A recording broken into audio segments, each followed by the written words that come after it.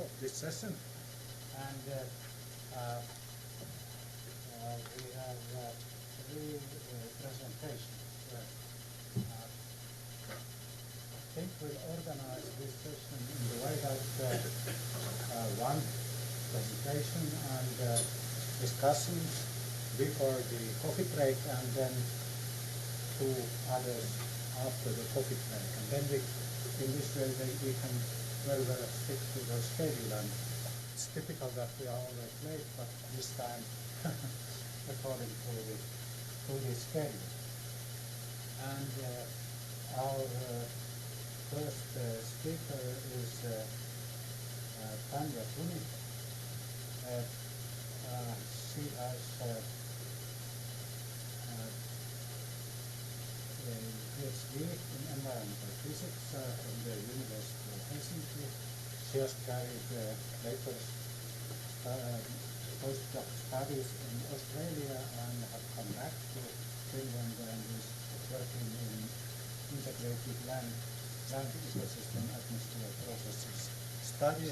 Is a key figure in this project, the study network, and her topic today,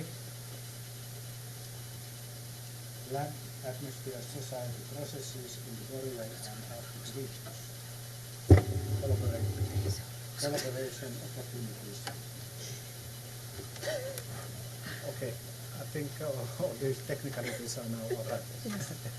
Thank you very much. Thank you very much. I'm just trying to find a pointer. Okei, mä en uskalla se laskea tällä. Mikä tässä on se pointeri? Tää. This one. This is the pointer. Thank you very much. We'll start the show here.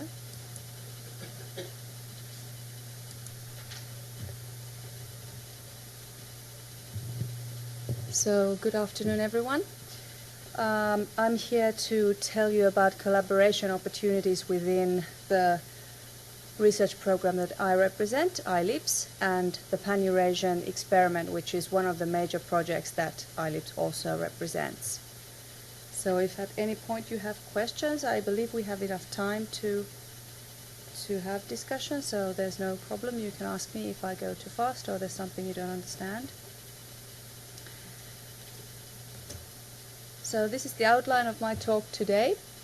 I'll first explain to you a little bit about iLEAPS, what it is and how it works, what we are trying to do. Next, I'll move to the collaboration opportunities within iLEAPS, the affiliated projects we have that you can have as well, initiatives and scientific themes that we are trying to develop.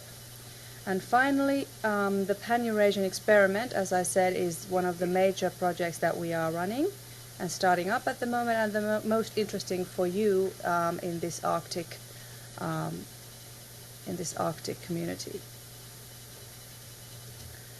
So, what is iLEAPS? First, the acronym is really stands for Integrated Land Ecosystem Atmosphere Processes Study, and it simply means that we are an international research program under the International Council for Science. We are focusing on land-atmosphere interactions. We were established about 10 years ago, and now we are moving on to our second 10-year period. And shortly I'll tell you a little bit about the different focuses that we have had and will have in these different 10-year periods. In our core, we have a scientific steering committee of 16 experts, ranging from all aspects of land-atmosphere science. And it is their task to define the research priorities for iLEAPS and to identify gaps in knowledge around which we then try to initiate new research. That's the main idea of iLEAPS and the main idea of international research programs under ICSU in general. So our task is to form new research around these priorities. That's the main thing we try to do. It's not always easy, but we are getting there, I hope. So, to give you a bit of background, the original science questions dating from 2004 were based solely on the natural science interface, or mostly, let's say 90%. So we focus on that at the interface between land ecosystems and atmosphere, and the major phenomena occurring there have to do with carbon, water, energy, long-lived greenhouse gases and reactive gases and aerosols. And we were looking at the exchanges of all of these between the land ecosystem and the atmosphere.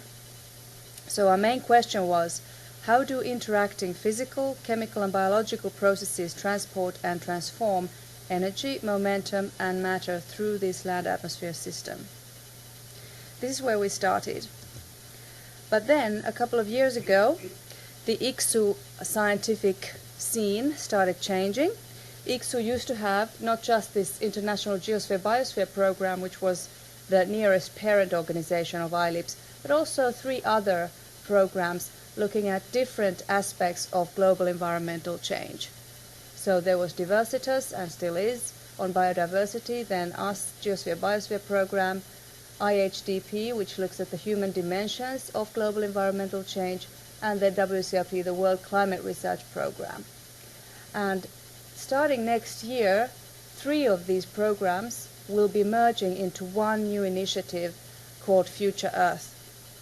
And Future Earth is rather different from all these 3. The WCRP will be staying outside but collaborating closely for various reasons. These 3 programs, or all these 4 programs that used to work under ICSU, they have been around for 15 to 30 years or even more. So they are really long-term programs. But the vision of ICSU now is or the understanding is that this represents too much of silo thinking. The idea that all these 4 things could be studied separately with only some collaboration among the projects is outdated and not suitable for the challenges facing our planet at the moment. So ICSU joined up with the United Nations and the International Social Science Council and the Belmont Forum, which is a group of major funders of environmental change research, in starting up this new initiative called Future Earth.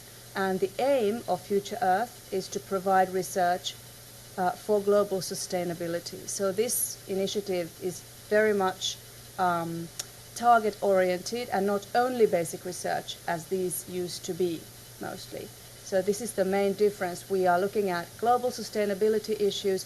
We are trying to integrate across all these former 3 programs, so the human dimension, the natural science, geosphere-biosphere part of it, and biodiversity.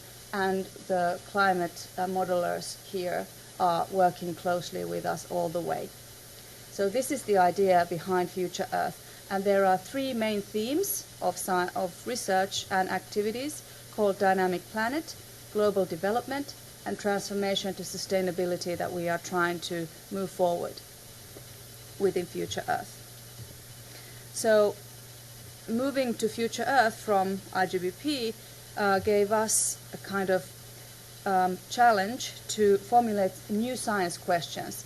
I mentioned that we used to be mainly focused on the natural science part, but now our maybe the most important question is, how are human drivers such as land use, irrigation, fertilization, grazing, urbanization, economy and so on interacting with this ecosystem atmosphere coupling that we are already pretty experienced in. Similar questions: what are the interactions among this modified ecosystem atmosphere coupling, human well-being and the Earth system? And what are the effects of climate and land management on clean air, fresh water, energy and food security? These questions are not very far from other questions that I heard today in this conference, so I'm happy to feel quite relevant here. So much for iLEAPS in general. Now to the collaboration opportunities within it. The way we started to answer or respond to this challenge was to affiliate new science projects that span the socio-economic sciences and natural sciences to an extent, and this work is of course ongoing. We currently have 16 affiliated science projects that we give visibility to. We advertise their events, their activities and their science highlights as much as they want us to, and we report them upwards in the future to Future Earth, still now for IGBP, and outwards to the scientific community. And you are very welcome to affiliate your own project with iLEAPS. There's zero bureaucracy. really nothing at all for you to do if you feel that your project would contribute to our aims. That's the easiest way to collaborate with us. Then we have initiatives that we are trying to put together with our sister projects and with a larger scientific community, not just land atmosphere scientists. Now, these are our new initiatives that have an important socio-economic interface, and we have developed them jointly with a bigger group. Aerosol clouds precipitation climate is at the moment perhaps the most natural science oriented at the moment of these. The International Biomass Burning Initiative looks at fire in the Earth system also from a socio-economic point of view. Interactions among managed ecosystems, climate and societies, IMEX, is starting up. We have our first workshop in about 4 weeks' time in Amsterdam. And then we have a Land Atmosphere Society Index that we are doing together with the European Space Agency, which is something we have high hopes for. So all these initiatives are open for participation. We have many more themes that are in development. We dare not call them initiatives yet because we haven't defined any leaders for these, but these are themes that we are discussing with our scientific steering committee and the larger community. So one of the first ones is extreme events and environments. The idea behind this is to join the two communities looking at mainly temporary extreme climatic events and permanently extreme environments such as the Arctic. And one of the common themes joining these two or linking these two is adaptation. So this could be something that this Arctic community might be interested in. We are also looking at land surface modeling from two different aspects, looking at the climatic impacts of adaptation measures. Then one of our newest one that we're just discussing this week is interactions between land atmosphere processes and biodiversity, and I'm rather excited about this one. And this, of course, also has a lot of relevance for the Arctic community. We are looking at, for instance, ecosystem dynamics and adaptation to climate change and to changing biogeochemical cycles. The biogeochemical cycles is where iLEAPS has its maybe deepest expertise. We are also looking at plant functioning and biogeochemical cycles applied to plant functional traits in dynamic global vegetation models, if you are familiar with these. And ecosystem service valuation is something that is also very close to these sort of themes. Biofuels production and use, biodiversity issues associated with these is, of course, very important. So any ideas to develop these themes are also welcome, and you can just contact me personally during this meeting or afterwards. So finally, about the Pan-Eurasian experiment, which is probably the most relevant for you, or at least maybe the biggest, maybe most interesting at this point, which also tries to do what Future Earth does within the Arctic and boreal region, if I put it very briefly. So the Pan-Eurasian experiment is really a huge initiative. It's a multidisciplinary climate and environmental change program focusing on the northern Eurasian regions. It's very much a bottom-up initiative. The science plan is being developed bottom-up at the moment, so it's not something that is being given by iLEAPS or any other institute. So we have several European, Russian and Chinese research organizations and institutes working on this. And this experiment or initiative is really set for the next 2 decades and beyond. Its idea is to be a long-term continuous activity, not something that will end in a couple of decades. These are the contributing institutes at the moment, so you can't probably read this small print, but there are about 20 from Europe, about 20 from Russia, and 2 at the moment in China. This China part is developing this year and next year. And not too many from Iceland at the moment. So that will be a nice addition. This is the preparatory committee. So PEEX is led by the Academy Professor Markku Kulmala at the University of Helsinki. And the PEEX project office is also at the University of Helsinki, led by the Executive Officer Hanna Lappalainen. And this is the web address of PEEX, but you can Google PEEX, so it's probably easiest. The vision of PEEX is really ambitious. It is a multidisciplinary research initiative that attempts to shed light on the major uncertainties in the Earth system science and on global sustainability questions in the Arctic and the boreal Pan-Eurasian region. And I forgot to mention why we have China involved. It's because China and nearby regions are important source areas for pollutants, long-range transport coming to the boreal and Arctic region. PEEX aims to solve the major interlinked global challenges that are influencing human well-being and societies in northern Eurasia. Very importantly, it aims to establish and maintain long-term coherent and coordinated research activities and infrastructures. So this is what the future of PEEX, the longevity of PEEX, will be based on, the infrastructures that will be put in place, hopefully for a very long time.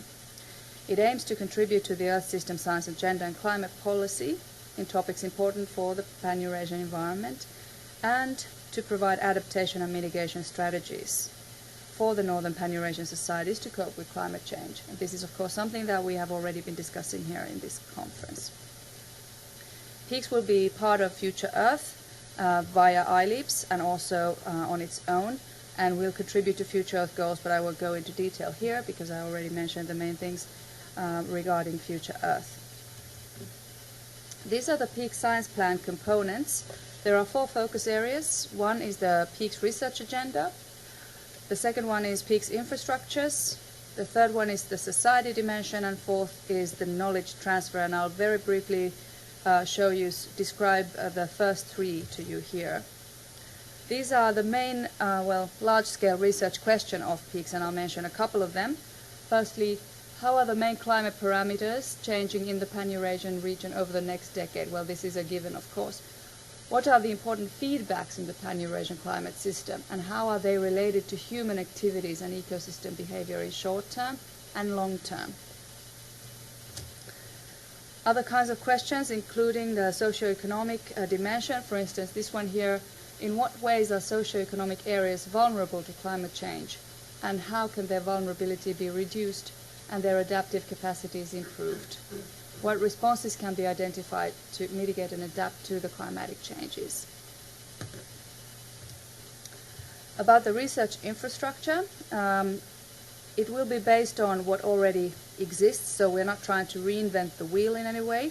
So we are involving these existing stations, observation platforms in the northern Pan-Eurasian region, and adding to them, and the long-term vision is to have a super site with comprehensive measurements at 2,000 kilometer intervals throughout this region. So you can imagine if this can be put in place, it's going to cost about 200 million euros, then probably this initiative will also go on for a long time. About the society dimension, topics to be addressed, mitigation plans will deal with agriculture and forestry, energy production, manufacturing, waste management, built structures, urban planning. Of course, also the new Arctic sea route will be involved that we've been discussing today. Geoengineering, protecting the natural carbon sink, also methane is very important. Climate policy making. Adaptation will be dealt with in this or will be addressed in this initiative, and services to different stakeholders.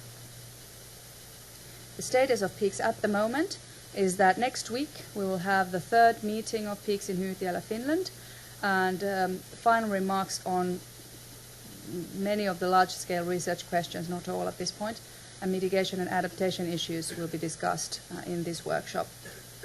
The implementation plan is being developed side by side with the science plan, and it will include, firstly, the analysis of existing activities in PEEX region, because we want to include everything that is going on, not top-down put anything on top of it. Stations, networks, data and research infrastructures, ongoing educational activities. For instance, NISP, the Northern Eurasian Earth System Science Partnership, is very active in this region, and also an affiliated project of iLEAPS, and research projects. And we will try to establish collaboration with international networks and research infrastructures that are already working in the region. The PEEX office will also be planning the first funding applications for new PEEX research projects. So that's all on my part, and I'd like to invite you all to the iLEAPS Science Conference next year in China, in Nanjing University in May. The title of the conference is Terrestrial Ecosystems, Atmosphere and People in the Earth System, so also very relevant for this conference. And in this conference we will be addressing most, if not all, of the scientific themes and initiatives I mentioned in this speech. So thank you very much.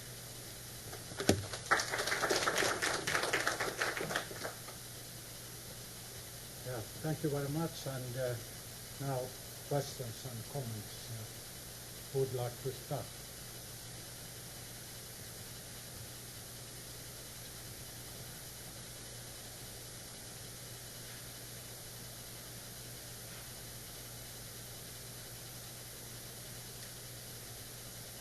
It was a very impressive list of various initiatives and work that has been done in this field. And thank you. It's very informative stuff going on. I'm just wondering as to how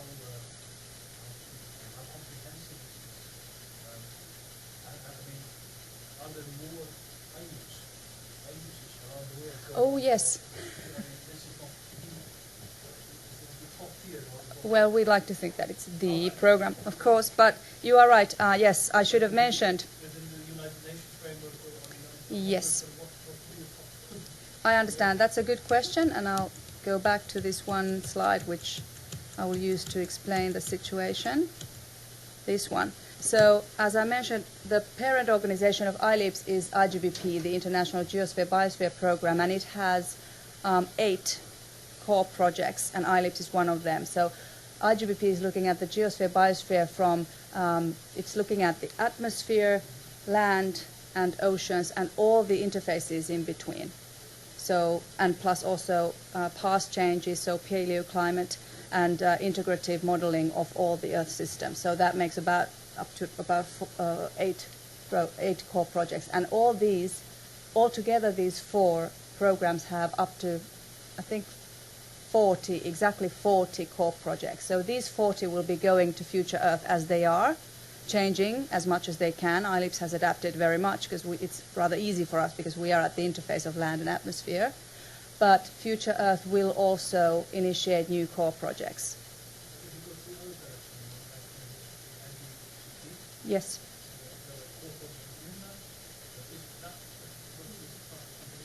Oh yes, it's part of ICSU, so the International Council for Science, which is probably the most influential scientific organization in the world. And ICSU addresses all science, but is particularly interested in global environmental change. And these programs they have kind of evolved in various ways. So, but ICSU has sponsored them and kind of owned them, if like, for as long as they have been around. So I think this one is probably the youngest, 17 years old or something, and I think probably WCRP is the oldest, so maybe 35 years old. But the point is that ICSU now thinks that they are no longer doing everything they could to solve the challenges facing the globe at the moment. So something more integrative is needed. They have been working together in a partnership, but it hasn't been very efficient. And from a core project point of view, I have to say that they really haven't been that efficient at all, from my point of view. So now looking at what Future Earth will bring, I can already see that it's very much invigorating this whole scenery here. So this is the situation. But of course there are several, and we are working very closely with the land project and the atmosphere project because we are at the land-atmosphere interface. And also the Earth system modeling, so we have plenty of collaboration already now.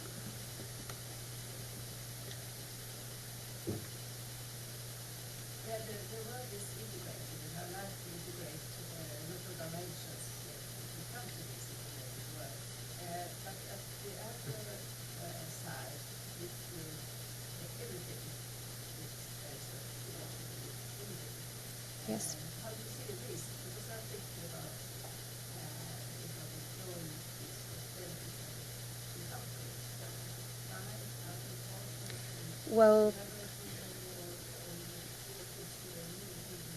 this is of course the challenge of Future Earth, and what they have done, they have now nominated their first science committee, and I think all their members in that science committee are people that are very experienced at working at the interface of socioeconomic sciences and natural sciences. So that's also both a good and a bad thing, because we here in the more, let's say, core science project level are worried that they don't know what it takes to really conduct basic research.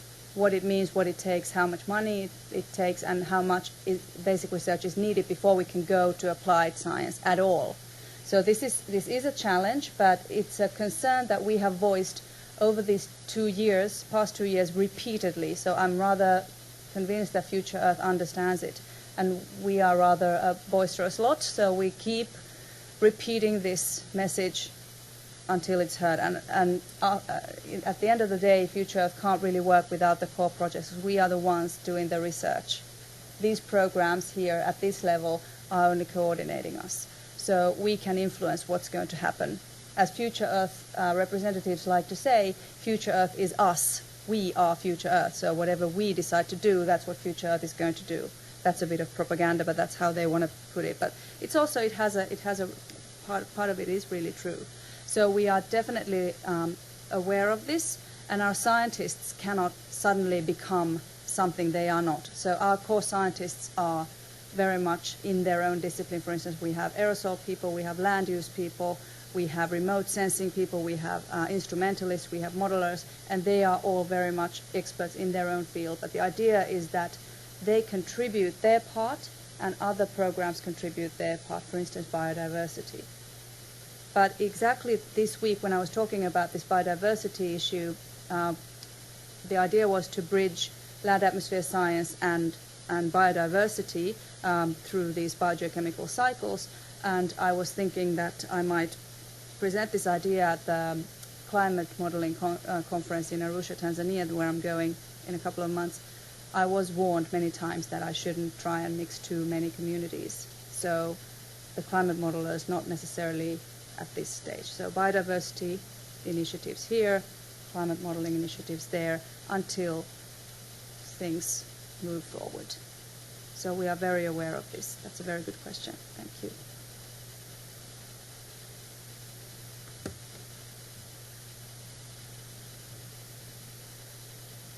I think we've used our time. Are there any other questions? And I noticed that I forgot to put our web address here, internet address, but you can Google iLEAPS. I don't think there are many acronyms that are the same. Thank you very much. Okay, thank you very much. Continue on schedule.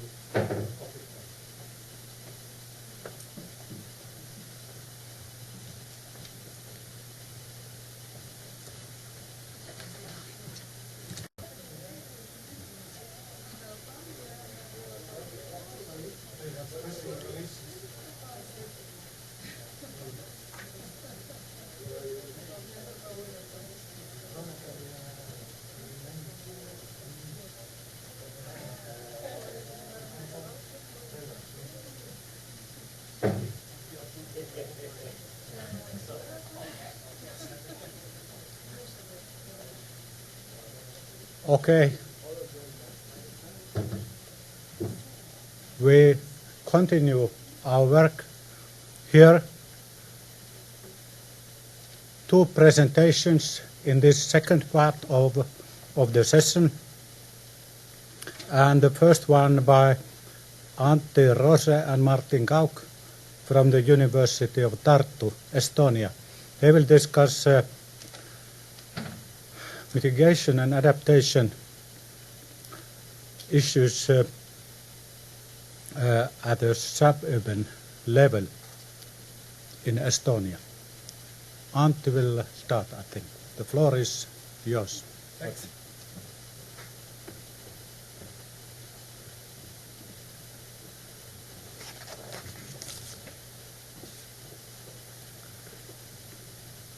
Thank you, Mr. Chairman. Very good afternoon.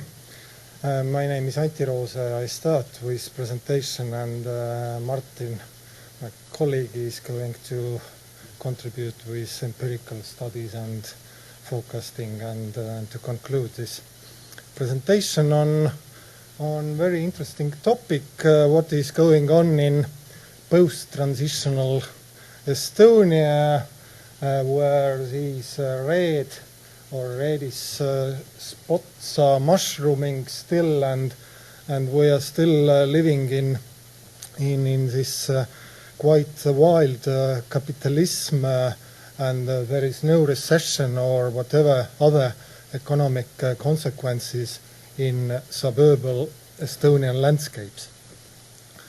Why it is important in terms of climate change? Of course, it doesn't help the mitigation, neither adaptation, and concerning this growth model and emerging developments, greenhouse gases emissions are growing, and all other human impact dimensions as well are quite urgent and need some solutions. As well, our knowledge on climate change is improving, as Jon just concluded in his keynote, that more precise forecasting doesn't help in planning, and it's a case in Estonian planning system that there is less and less certainty in planning practices, and there are more and more uncertain factors which impact this reality in suburban Estonia. Adaptation policy is missing totally, and there are just some few reactive actions if really something is bad, and some people are hurt, or some houses are demolished, or something really serious happens. But in general, in Estonia, public opinion is looking at climate change quite positively, and just summing up this summer, it was again a very good summertime in Estonia, and also our autumn is becoming more and more warmer, which means less heating, and farmers are happy as well. Tourists are coming more and more to Estonia instead of Andalusia or some other Mediterranean resorts. But in general, we really would like to discuss what are really these climate change consequences we need to understand, to study, and to consider in our urban policies, and how or whether at all it could be inserted to planning practices. Impacts are, as usual, rise of sea level. Estonia is a marine country like Iceland. There are more floodings, particularly during autumn and winter season. Also, there is coastal erosion and increased precipitation during autumn-winter period. And as you can see in this ESPON climate maps, again, Estonia is just one of few green spots in European map where I'm citating there is low positive impact if we consider various 8 climate change indicators summed up. There are a few others in Western Finland, in Poland, but in fact it sounds quite quite arrogant in the era of climate change and all this dramatism caused. And considering this economic impact and our adaptive capacities, Baltic states are doing pretty well, not as good as our northern neighbors, but at least better than all this post-socialist zone below us. Looking at political indicators, trends are favorable thanks to Soviet Union or thanks to collapse of Soviet Union. Trend line is declining, and we reached already a long time ago our Kyoto objectives, and paradoxically Estonia can even increase greenhouse gas emissions by 11% as well. It was quite a simplistic task to rise renewable energy proportion in the gross final energy consumption to 25%, and all we needed to do is to burn some our wood and forest-based biomass in our quite harmful oil shale based power plants. On the other hand, if we are looking on some other indicators, you can see that trend line is growing and quite substantially. People are using bigger houses. We need more land for residential uses as well. More cars, more living places, using more electricity, and all it tells that life quality is improving, and we are not living anymore in such miserable conditions as we lived for 50 years. Switching to adaptation policies, there are certain policy papers about adaptation, but you hardly can find any urban or housing-related priorities or dimensions in our adaptation policies, and here I listed some sector-based activities, whether they are related to nature and wildlife or forestry, or controversially to these emergency situations and really built environment, or they are really based on some international agreements, Baltic Sea action lines.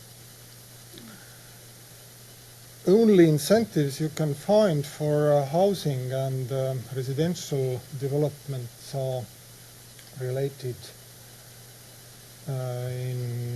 to economic instruments and incentives. There are some credit lines for renovation of Soviet-era buildings, as 50% of Estonian housing stock comes from Soviet times. And also what is favorable trend, there is more and more research and also information dissemination in the field of climate change. Just one very practical and controversial case from Pärnu, 2005, January 9th, we call a storm of century, and all these beautiful houses and quarters and neighborhoods are flooded, and after that there were many measures taken in Pärnu, including this information system using Second World War period technology with all these quite loud voice mechanisms, and just last year it happened that it's too costly to maintain this system, and having all these Facebooks and Twitters and fancy 21st century technologies, it was decided that we don't need such kind of adaptation and information technologies to inform neighborhoods about flooding risk. But in fact, Pärnu is the hotspot of flooding. About 25,000 people are living in risk areas. Altogether, in Estonian flooding mapping, there are 24 urban areas listed, and having 1.3 million people in Estonia, only almost 40,000 people are listed in this risk areas. Another more planning related story is related to our brand new national plan, national spatial plan adopted last year, where dispersed city concept is promoted and advocated, which means that pleasing everyone, you can live in compact city or suburb or in traditional village, and there are no any really strict policy directions or advising in terms of compact city or smart city or sustainable city, and it means that travel energy is growing, as well as already mentioned. Our building stock is also growing, and bigger and bigger per capita. Looking at building stock and the building level, which is not anymore planning, but it's already construction. In all European countries, we have very strict objectives, and these are more or less followed as well in Estonia. But what is really missing, we don't have any energy performance indicators or such kind of colorful directives for spatial plans, detailed plans, and all other energy costs are not considered at all, like this dramatically pictured passive house which is built somewhere in not remote distance from city, but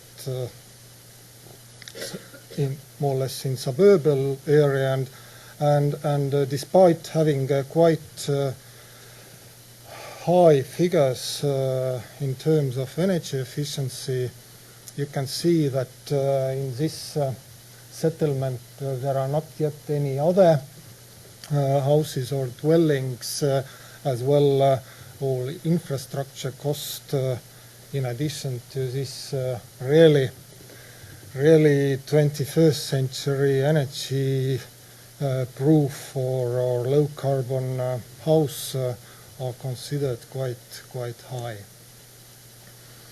And now I reached finally our research objectives, already discussed about examining controversial cases and how policies at different level doesn't match very well, or there are many market neoliberal planning consequences why all these single level instruments doesn't work. Second, Martin is going to discuss about these excessive contribution of energy and CO2 emissions, and also we are discussing how different policies support or contribute or they are neutral to climate change policies. And we published we published recently three papers.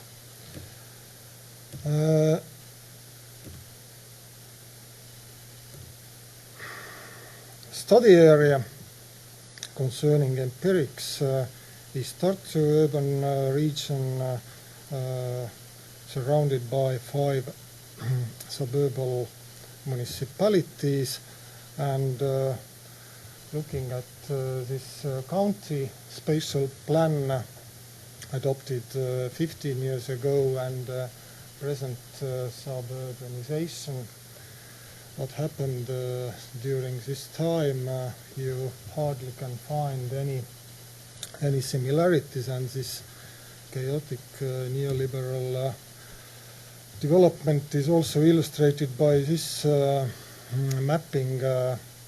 As you can see, before decade in 90s, developments were still allocated in core city, while now there are even most distant suburbs more than 20 kilometers from core city. And this scattered and quite strange picture comes from our restitutional background, as land property ownership is split as well. We had many recessions already in late 90s, late 2000s, and it tells you that it's quite complicated to handle the situation by public intervention. I'm just going to show some landmark pictures before Martin is going to talk about energy use and impact. You even need helicopter to reach this suburban settlements, but in fact there are some areas which are legally rarely regulated, but some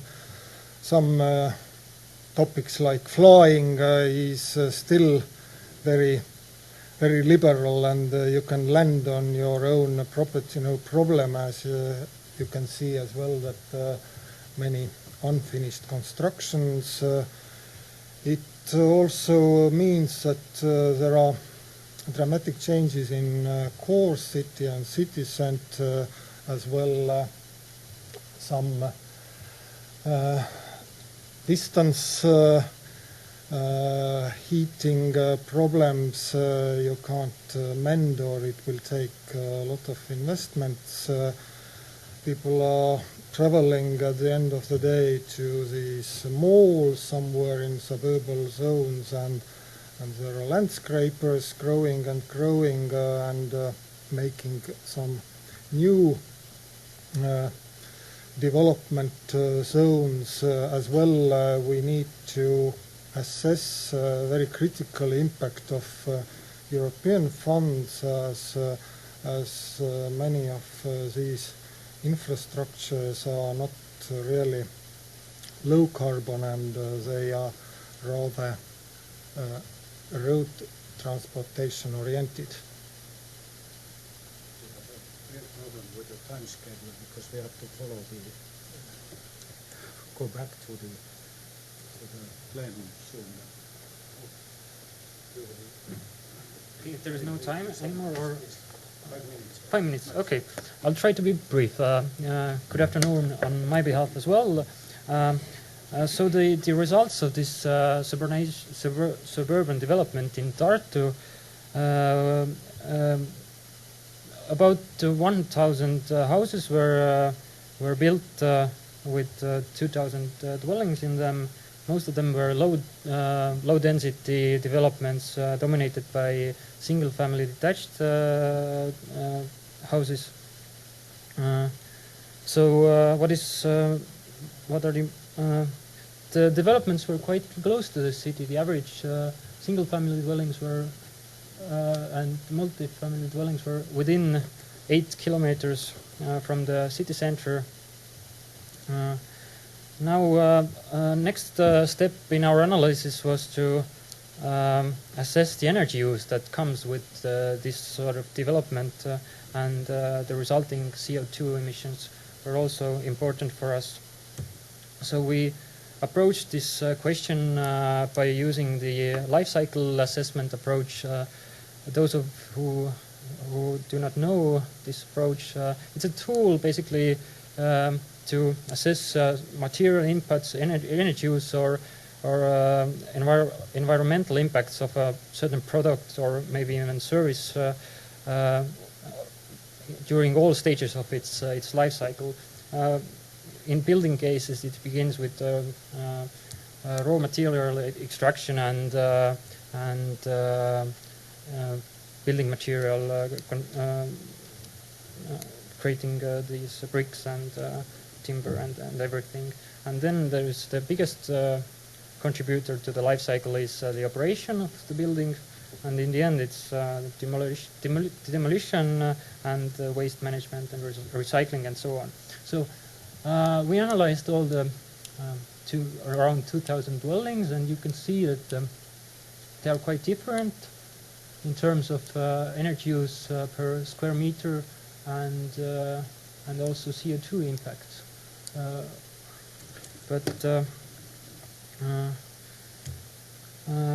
I think I'm going to skip the detailed analysis of these various steps within this life cycle assessment, and I'm going to conclude that the most energy intensive and carbon intensive step in this life cycle is the building operation.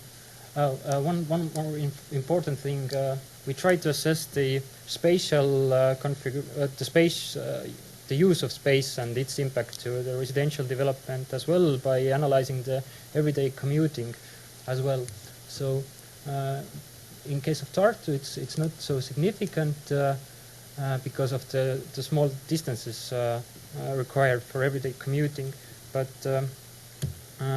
actually, if the distances grow, it tends to outweigh the impacts of the dwellings' operational use. For instance, in the case of the apartment dwellings that are slightly smaller, not slightly smaller, but much smaller than the single-family dwellings, the traveling costs began to outweigh the operational cost of a dwelling after or within the distance of 11 kilometers.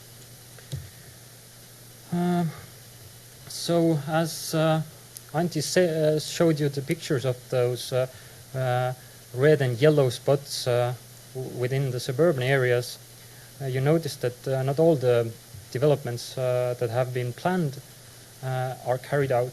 So there is about 50% of the developments that are still pending. No construction has begun there. So we estimated the energy use in the case of if all the planned developments are completed, and we also tried to assess some, introduce some sustainability criteriums from technical advancements and also from the use of space. So the compact development scenario is quite promising looking. It shows that it can contribute to the energy savings about 25%, and for the carbon emissions about 22%. So some conclusions. the planning framework is quite liberal, and the development is really market-driven, and there is not much coordination between different actors vertically or horizontally. And so much, with too much emphasis has been given on the delivery of land use and not so much on the quality or allocation issues. So there are no long-term strategic goals in the residential development.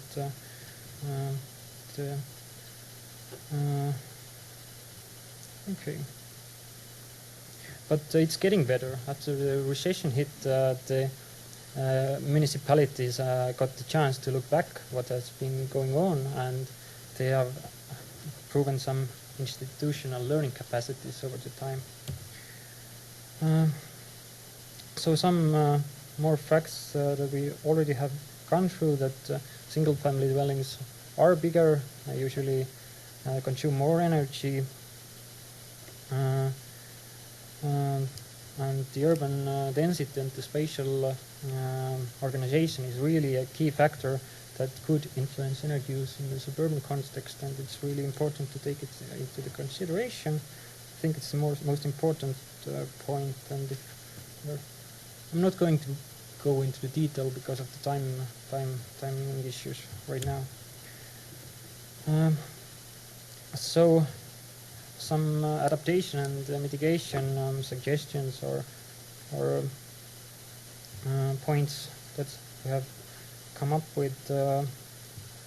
First of all, the geography matters. It's really important to plan these residential areas, especially in terms of energy and carbon management. It's important to also to preserve the farmlands and natural areas,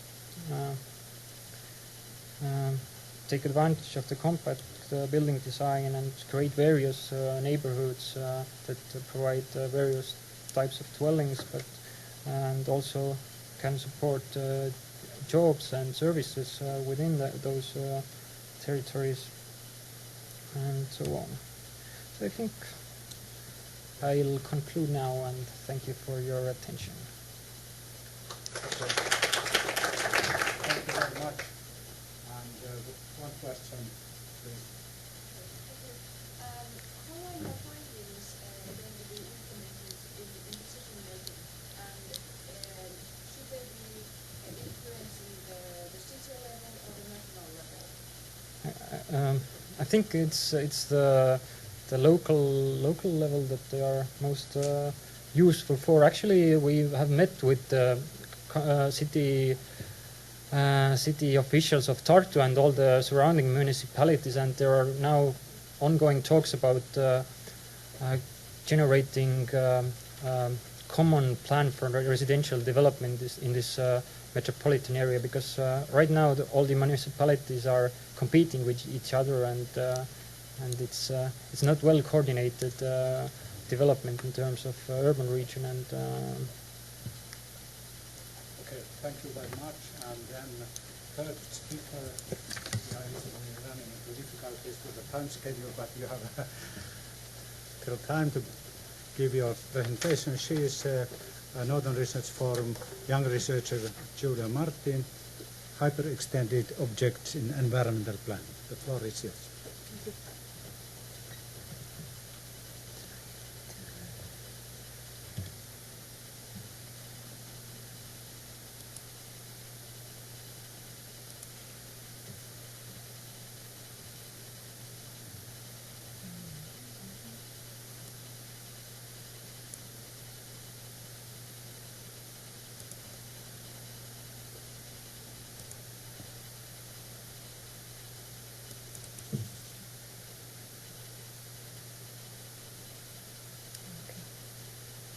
Good afternoon. My name is Julia Martin. I'm a PhD candidate at the Goldsmiths College in London. I would like to discuss in this presentation how we imagine, define, treat, and create objects in environmental planning, and ask if there is perhaps a need for conceptual changes especially in response to current complexities of climate change. My research approaches this subject through a mixture of philosophy, planning theory, object philosophy, and artistic practice. Environmental impact assessments are determined by the idea of specific objects of concern, for example, a proposed hydroelectric dam. These objects are considered from a perspective which differentiates strictly between object and environment, nature and culture, the given and the intervention. This sets clear but artificial frames around objects, deciding where the concern about their ecological agency can or should end. Such thinking in closed objects works well within a modernist worldview. However, modernism's world-object relationships have recently been challenged by thinkers in eco-criticism, systems theory, philosophy, and art. They discuss objects as active, shape-shifting, codependent agents in ecologies, instead of as passive, introverted, and unchanging solids. Here are some terms that have been brought up by these thinkers that might complicate the issue of, or the understanding of objects in modernist terms. This discussion enables and calls for a fundamental reconsideration of the concept of ecology and ecological agency. The philosopher and sociologist Bruno Latour, for example, rejects the distinction traditionally made between active subjects and passive objects and speaks instead of equally active human and non-human actants.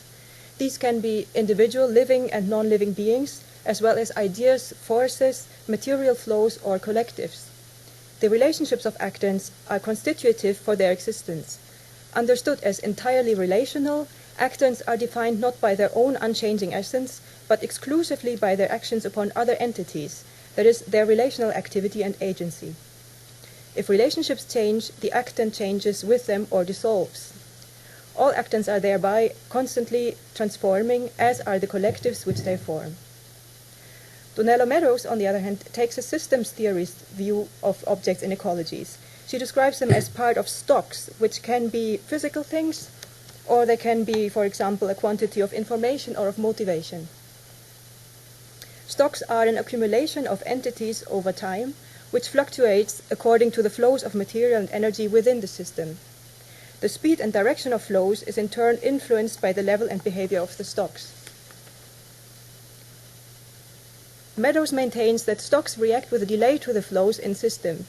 They serve as buffers or shock absorbers.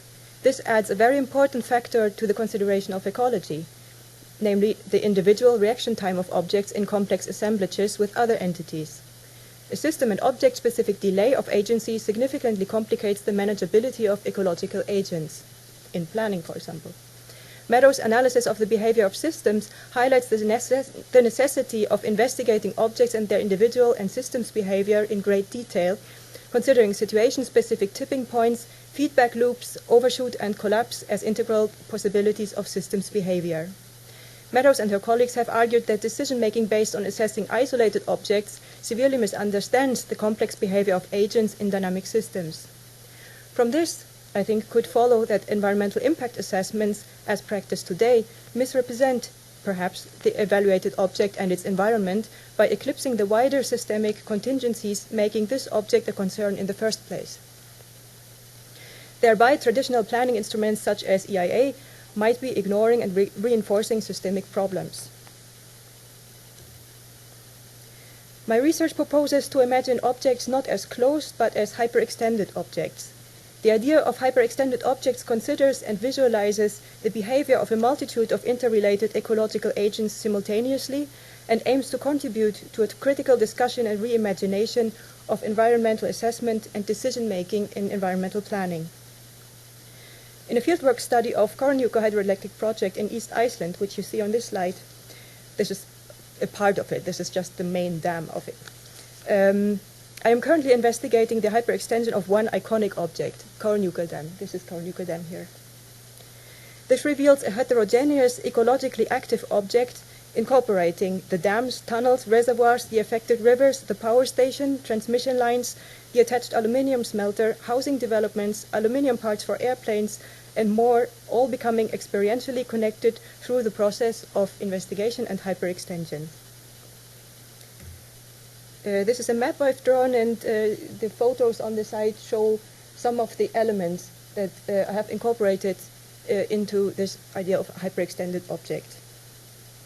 Apart from visualizing the extent of the ecological and socio-economic agency of the dam, the study intends to show that the existing EIA reports for Cornuco hydroelectric project has used a language and methodology which does not do justice to these complexities, but restricts systemic thinking.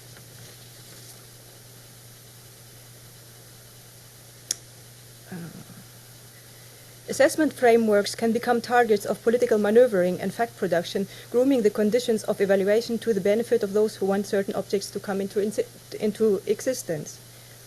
The environmental impact assessment reports of Cornuco hydroelectric project and of the Fjarðar aluminium smelter in East Iceland are interesting and complex cases, but there are many more examples, of course, worldwide. I think it is a general planning problem.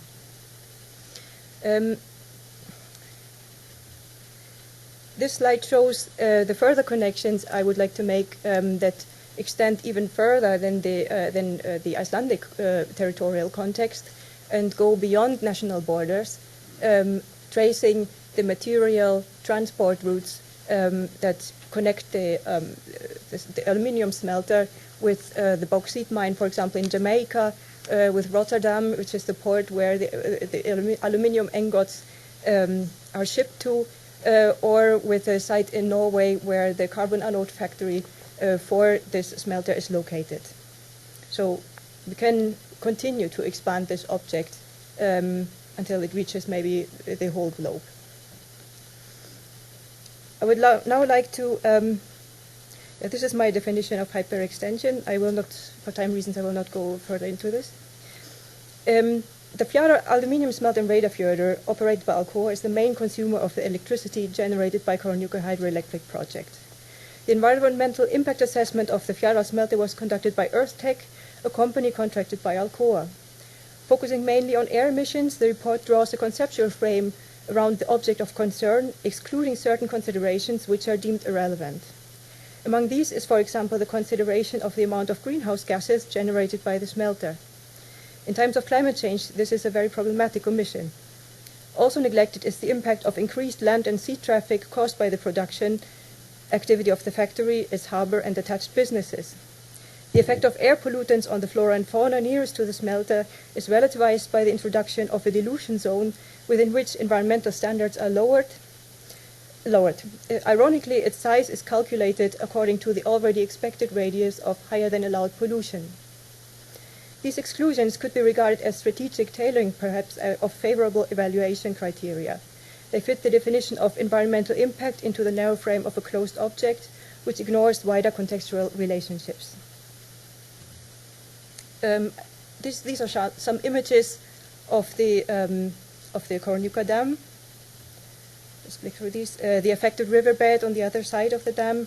An equally severely affected ecosystems, the Lagerfjord Lake in East Iceland, the aluminium smelter, the transmission lines, the transportation routes, the housing developments. I've mentioned all these components of the hyperextended objects, and these are products of aluminium production. Grill potatoes wrapped in aluminium foil. I would like to create an idea of an object that incorporates the biggest object and the smallest, the most banal object, and tries to make a connection between the two. So we start thinking in more expansive correlations, and understand perhaps that if we decide to build a dam, something like a dam or a smelter, we also decide to implement a whole system of relations, and we should be questioning whether we want the whole thing or just one part of it. I don't think it's possible in our world to only decide to have one part and only the positive aspects of it. So here, going back to the environmental assessment reports, here are some quotes. that show perhaps how much more work we maybe should be doing in grooming the rhetorics or understanding our own rhetorics in environmental assessment reports. So here, for example, perfluorocarbons were not modeled because environmental concern about fluorocarbons stems from their potential role as a greenhouse gas rather than from potential localized human health or ecological effects. That is a frame that has been set in this report that is problematic. Another one, the Fjordal facility will use imported anodes and spent potliner will be exported rather than placed in an on-site landfill. So you don't have to worry about the effects of an anode factory because you just push it outside. And it's kind of an easy argument that has been made in many cases of environmental assessment, that you just push, you outsource problems into another country. And then from the Kornuka EIA, again we can see that the modernist division into object and subject, nature and culture is still very prevalent today. They say, in short, a decision on whether the plant is justified in relation to the country's economy has to build on an evaluation of whether social and economic advantages weigh heavier than the effects on nature.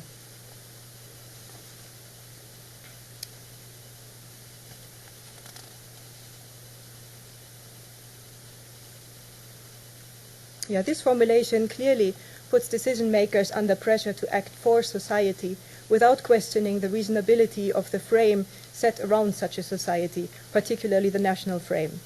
It entirely ignores the involvement of the project in economic and political strategies, such as the business plan of a multinational aluminium producer, for example, and equally avoids critical discourses regarding the deeply flawed ideology of endless growth and consumption.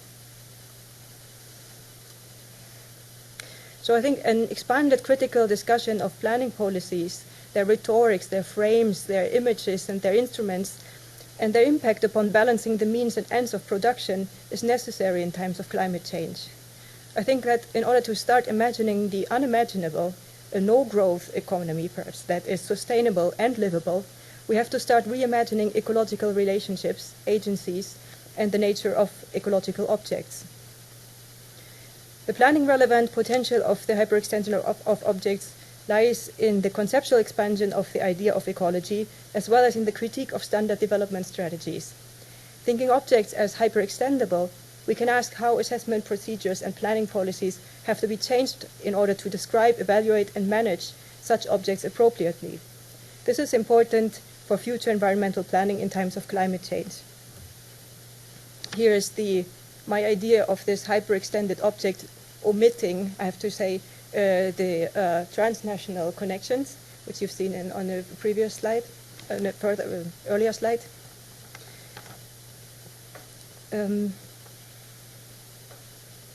Despite the pressure to react quickly upon the effects of ecological crisis, I think it is essential to avoid pushing mitigation adaptation strategies in the wrong direction, merely covering up the deeper systemic problems in our current economies, for example, the stubborn belief in unlimited growth.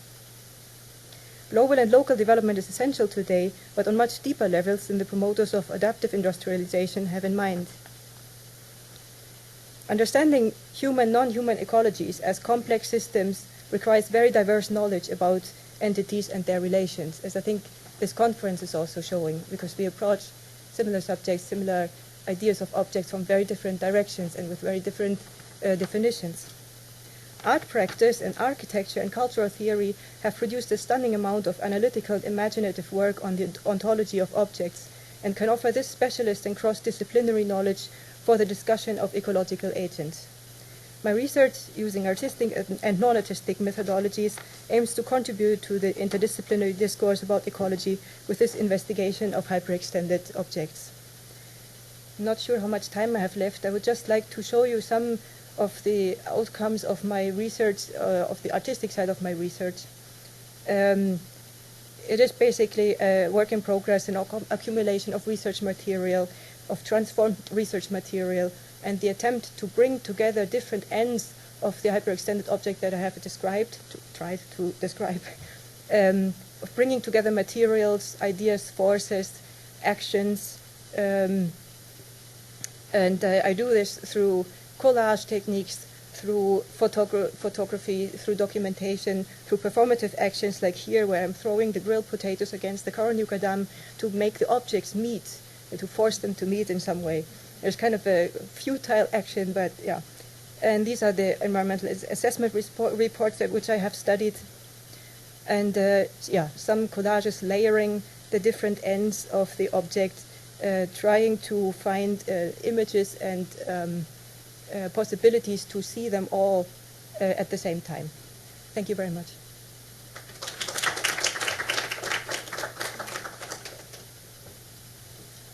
Thank you very much.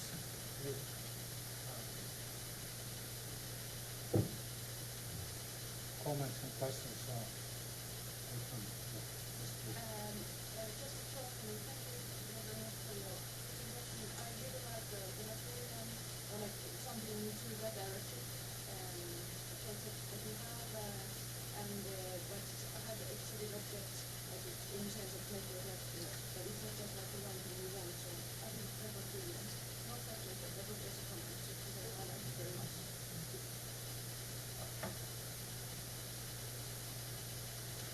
Yes, thank you for this excellent as well. Question for you. So in this idea of hyperextended objects, how important do you think it is to we have these boundaries with environmental assessments that we put these in categories so we can talk about them, express them, measure them, define them. When you take things up to a global level and you expand to that degree, do you think that there's a place for having particular language or boundaries to be able to express them and communicate about them? I think it will be very difficult. I mean, this is at this stage it is a first idea, or it's not something that we figure out how to do. It's training, going beyond national boundaries. Because I think, especially under the situation of climate change, national boundaries for environmental extension don't work anymore. It is easier, of course, to frame it like that. And you don't get into trouble with your neighbors because they might have different ideas of what they need to do. But it's also problematic because of power relation users. No powerful nation can do more stuff than the not so powerful nation. They just have to pay all the negative effects that they often particularly products. And for ethical reasons also, this cannot continue. And it's very, very naive idea of just trying to get rid of all that. But I think we cannot avoid at least working towards this. So I don't really have answers. It's just, I think from another point of view, to try to believe that you can create an image or an idea and go out there, and this idea floating around will grab onto other ideas, and then something that happens. Yeah. Other questions or comments? Okay, we will thank you very much for this very inspiring and informative contributions to this theme, climate change, planning for responses. And now, summing up Lenon session next.